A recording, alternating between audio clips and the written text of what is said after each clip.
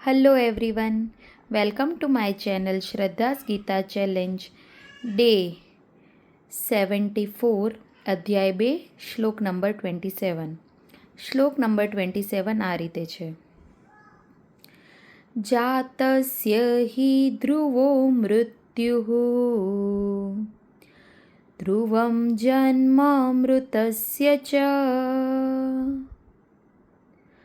તસ્માદ પરિહાર્યેથે ન ત્વં શોચિતુમર્હસી. આ શ્લોકનો અર્થ એવો થાય છે, જાતસ્ય હિ જે જીવે છે એનું ચોક્કસ, ધ્રુવમ એટલે ચોક્કસ, મૃત્યુ થાય છે. પછી ધ્રુવમ ચોક્કસ, જન્મ જે જન્મ લે છે, જન્મ થાય છે. ધ્રુવમ જન્મ મૃતસ્ય ચ મૃત્યુ પછી ચોક્કસ પુનર્જન્મ પણ થાય જ છે. તસ્માદ એટલા માટે, તસ્માદ પરિહાર્તેહે એટલે તે વિષય માટે, વિચારવા માટે, આ વિષય પર, ન ત્વમ ના તું, શોચિતુમર્હસી તું શોક કરવું અનિવાર્ય નથી. આ શ્લોકમાં ભગવાન શું કહે છે અર્જુનને? અર્જુનને કહે છે કે જન્મ પછી મૃત્યુ નિશ્ચિત જ છે અને મૃત્યુ પછી પુનર્જન્મ પણ નિશ્ચિત જ છે. તો આ વસ્તુ જે નિશ્ચિત છે, જે બદલી શકાય એમ નથી, તો એ બાબત આપણને જાણ્યા પછી શોક કરવાનો કોઈ મતલબ રહેતો નથી. આનો શોક કરવો યોગ્ય નથી. બરાબર છે. આપણને એક ઇંગ્લિશ કહેવત પણ ખબર છે, એઝ શ્યોર એઝ ડેથ, એટલે એટલું ચોક્કસ રીતે કહી રહ્યો છે જેટલું મૃત્યુ નિશ્ચિત છે. બરાબર છે. મૃત્યુ એવી વસ્તુ છે જે ચોક્કસપણે સંભવવાની જ છે. જન્મ પછી જેનો જન્મ નિશ્ચિત છે એનું મૃત્યુ નિશ્ચિત જ છે. પછી આપણે ભલે ને ગમે એટલી એના માટે તૈયારીઓ કેમ ના કરીએ. પતંજલિ યોગમાં પણ કહ્યું છે કે એ જ વાતની નવાઈ લાગે કે માણસને ખબર જ છે મૃત્યુ નિશ્ચિત છે, પરંતુ એ ના મરવા માટેની જે એની અભિલાષા હોય છે એ ક્યારે ઓછી થતી નથી હોતી. બરાબર છે. ગમે એવો પીડાતો માણસ હશે ને, ગમે એવો તકલીફવાળો માણસ હશે ને, એને પણ મૃત્યુનો ડર રહે છે. બરાબર છે. મૃત્યુ વસ્તુ જ એવી છે કે ભલભલાને મોટામાં મોટો ડર છે. વૈજ્ઞાનિકની દ્રષ્ટિએ પણ સૌથી મોટો માણસને ડર હોય ને તો એ મૃત્યુનો હોય છે. હા, બોલવું ઇઝી છે કે મને મૃત્યુનો ડર નથી, પણ માણસને મૃત્યુનો ડર સાતમા પડદે તો હોય ને હોય જ છે. બરાબર છે. આના માટે એક સરસ મજાનું ઉદાહરણ છે મહાભારતમાં. જ્યારે પાંડવોને દેશમાંથી નિકાલ કરવામાં આવ્યો હતો અને એ લોકો જ્યારે વનમાં ફરી રહ્યા હતા કે અજ્ઞાતવાસમાં હતા, બરાબર છે, દેશ નિકાલના કારણે, તો એકવાર એ લોકોને જંગલમાં ફરતા ફરતા પાણીની ખૂબ તરસ લાગી. તો ત્યાં એક કૂવો હતો. તો યુધિષ્ઠિરે ભીમને કહ્યું કે જા તું પાણી પી આવ અને બધા માટે પાણી લેતો આવ. હવે એ કૂવા પાસે જાય છે ભીમ. એની કૂવાની અંદર યક્ષ નામની એટલે એક દિવ્ય આત્મા હોય છે. એ જ્યારે ભીમ પાણી પીવા આવે છે ત્યારે એ બોલે છે અંદરથી આત્મા કૂવામાંથી કે તું મારા પ્રશ્નનો જવાબ આપ તો હું તને પાણી પીવાય આપીશ અને ભરવા પણ આપીશ. પરંતુ આ જે બોલે છે ને એ વાતને ભીમ ધ્યાન નથી આપતો અને પાણી ભરવા જાય છે. તો એ આત્મા ભીમને કૂવાની અંદર ખેંચી લે છે. વાર થતાં ભીમ ના આવતા યુધિષ્ઠિરને ચિંતા થઈ કે હજી કેમ ભીમ આવ્યો નહીં. તો એ અર્જુનને મોકલે છે. અર્જુન પણ જાય છે કૂવા પાસે પાણી પીવા માટે અને એ જેવો જાય છે ત્યારે ફરી આત્મા બોલે છે, યક્ષ આત્મા, કે તું મારા પ્રશ્નના સાચા જવાબ આપ તો હું તને પાણી પીવા દઈશ, નકર તારા ભાઈની જેમ તને પણ કૂવાની અંદર ખેંચી લઈશ. પણ સેમ અર્જુન પણ એની વાતને ધ્યાન ના દેતા પાણી લેવા જાય છે ને એને પણ આત્મા કૂવામાં ખેંચી લે છે.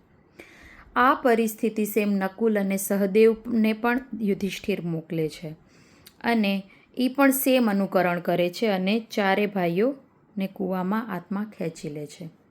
છેલ્લે ચિંતાયુક્ત થઈને યુધિષ્ઠિર જાય છે અને એ આત્મા યુધિષ્ઠિરને કહે છે કે તું મારા પ્રશ્નના સાચા જવાબ આપ, નકર તારા 4 ભાઈઓને જેમ મેં ખેંચી લીધા છે એમ હું તને ખેંચી લઈશ. તો યુધિષ્ઠિરજી પ્રશ્નના જવાબ દેવા માટે તૈયાર થાય છે. બરાબર છે. 60 પ્રશ્ન પૂછે છે એ આત્મા યુધિષ્ઠિરને અને યુધિષ્ઠિરજી બધા પ્રશ્નના સાચા ઉત્તર આપે છે. એમાંનો એક એવો વિશિષ્ટ પ્રશ્ન હોય છે. શું પ્રશ્ન હોય છે? એ આત્મા યક્ષ આત્મા યુધિષ્ઠિરને પૂછે છે કે આશ્ચર્યજનક શું છે, દુનિયામાં આશ્ચર્યજનક વસ્તુ કઈ છે? તો યુધિષ્ઠિરજી એનો શું જવાબ આપે છે ખબર છે? યુધિષ્ઠિરજી કહે છે કે જીવનની પ્રત્યેક પળમાં લોકો મૃત્યુ પામે છે. એક એક પળે કોઈક ને કોઈક મૃત્યુ પામે છે અને એ વસ્તુ બધા લોકો જોવે પણ છે. બરાબર છે. નજરની સામે મૃત્યુ પામે છે. પરંતુ જે આ જોઈએ છીએ આપણે કે લોકોનું મૃત્યુ થાય જ છે, આ જોવા છતાં પણ માણસને એ વિચાર નથી આવતો કે મારું મૃત્યુ પણ નિશ્ચિત જ છે. આ જોવા છતાંય માણસને વિચાર નથી આવતો ને, એ સૌથી આશ્ચર્યજનક વાત છે. આ જવાબ યુધિષ્ઠિર એટલો સરસ રીતે અને સાચો આપે છે. એટલે આપણું પણ સેમ જ છે. આપણને ખબર જ છે મૃત્યુ નિશ્ચિત જ છે. આપણે જોઈએ પણ છીએ લોકો મૃત્યુ પામે છે. ઘણીવાર આપણને એમ થાય, ઓ આમને તો કંઈ નહોતું, અચાનક શું થઈ ગયું? એટલે ખબર નથી માણસનું ક્યારે મૃત્યુ થવાનું છે, પણ નિશ્ચિત છે એ ખબર છે.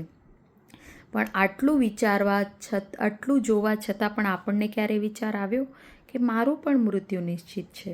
નથી આવતો ને. તો આ સૌથી મોટી આશ્ચર્યજનક વાત છે. બરાબર છે. હવે એક બહુ સુંદર લાઈવ એક્ઝામ્પલ હું આપું તમને.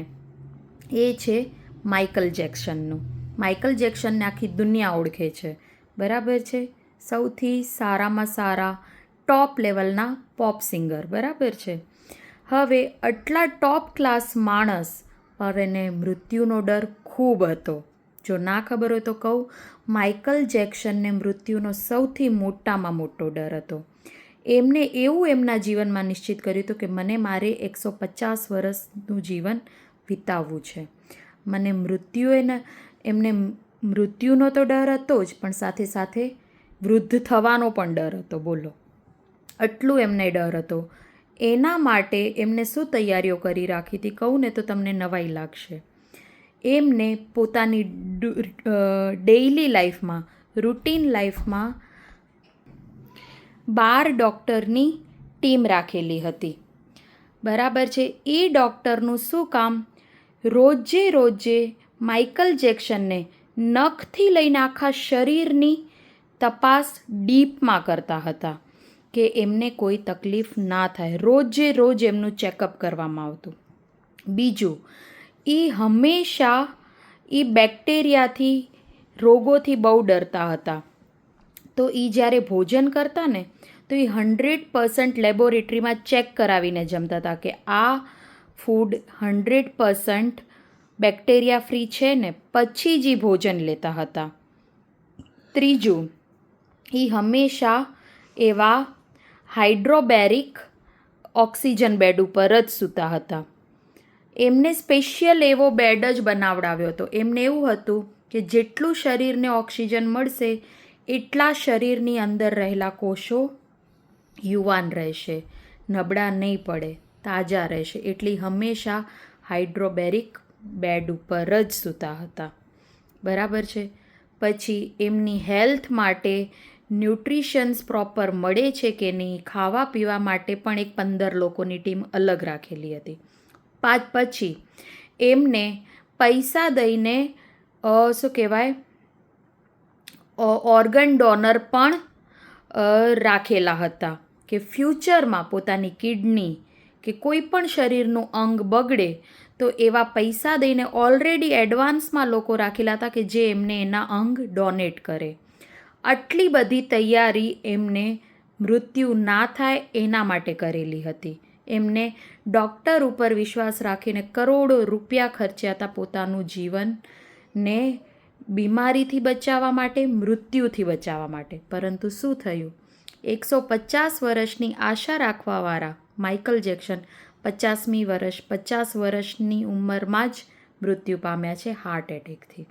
બરાબર છે? એટલે આ એક્ઝામ્પલ આપણને લાઈવ છે. મૃત્યુ પર કોઈનો જોર નથી. તમારા કને ભલે ને આખી ટીમ હશે ડૉક્ટરની, સમયે જ્યારે તમારું મૃત્યુ હશે. જ્યારે હાર્ટ એટેક થયો ત્યારે એમના જોડે ડૉક્ટરની લાઈન લાગેલી હતી, 100% ટ્રીટમેન્ટ થઈ રહી હતી. બધી ટ્રીટમેન્ટ થઈ રહી હતી, તેમ છતાં પણ મૃત્યુને રોકી શક્યા.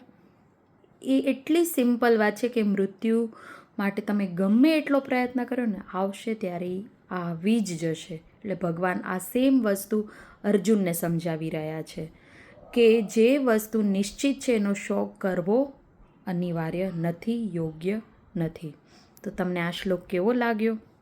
ગમ્યો હોય તો ચોક્કસ મારા વિડીયોને લાઈક કરો, મારા ચેનલને સબસ્ક્રાઈબ કરો. Thank you.